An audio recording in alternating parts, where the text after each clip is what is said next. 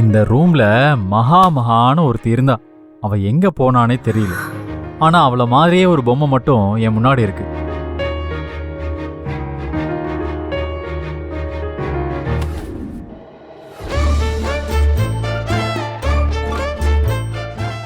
ஐயோ, இந்த நேரம் பார்த்து என் வாட்ச் வேற காணோம். மகா, வாட்ச் பாத்தியா? மகா, வாட்ச் எங்கன்னு சொல்லு. ஏய், என்ன இந்த பொம்மை எந்த ரியாக்ஷனும் கொடுக்க மாட்டேங்குது? ஒரு வேலை கீ கொடுத்தாதான் வேலை செய்யுமோ? ம்மா. எப்ப பார்த்தாலும் உங்களுக்கு இதானா? இப்படி பண்ணா நான் சிரிச்சிடுவேன், சமாதானம் ஆயிடுவேன்னு உங்களுக்கு ஒரு எண்ணம், அப்படிதானே? என்ன மகா இப்படி கோச்சுக்கிற? எனக்கு மட்டும் போகணும்னு ஆசையா? ஆமாமா, உங்களுக்கு ஏன் சம்பந்தப்பட்ட விஷயம்னா அப்படிதானே? லெஃப்ட் ஹேண்ட்ல தானே டீல் பண்ணுவீங்க. நான் லெஃப்ட் ஹேண்ட்லலாம் டீல் பண்ணல.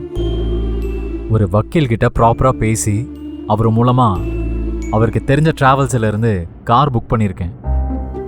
அது மட்டும் இல்ல, ஒருவேளை அங்க ஏதாவது ப்ராப்ளம்னா உடனே போற மாதிரி கொஞ்சம் அவைலபிளா இருக்க சொல்லியிருக்கேன்.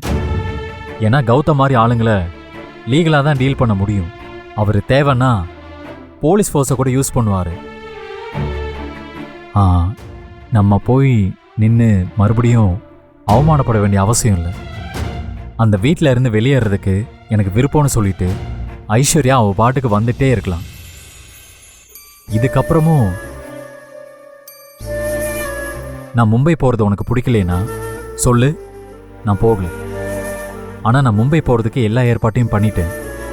அங்கே என்னை ரிசீவ் பண்ண ஆள் வந்துடுவாங்க. டெண்டருக்கான அப்ளிகேஷனை சைன் பண்ணி அனுப்பியாச்சு. இந்த டைமில் நீ இப்படி கோச்சிக்கிட்டு மூஞ்ச தூக்கி வச்சுக்கிட்டா அந்த ஒர்க் எப்படி சக்ஸஸ்ஃபுல்லாக நடக்கும்? இங்கே பாரு, உங்ககிட்ட பேசிட்டு தானே எல்லாமே பண்ணேன்.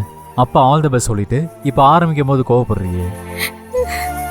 ஏய் மகா, என்ன ஆச்சு? சாரிங்க, நான் பண்றது தப்புன்னு எனக்கே தெரியுது. ஆனா என் மனசுக்கு என்னமோ நெருடலா இருக்கு. பேசாம இந்த ட்ரிப்பை கேன்சல் பண்ணிடுறீங்களா? என்ன மகா, எப்படி கேன்சல் பண்ண முடியும்? கௌதம் என்னெல்லாம் பேசி என்ன அசிங்கப்படுத்தினான். அடிமையா வரணும்னு சவால் விட்டான். அதெல்லாம் மறந்துட்டியா?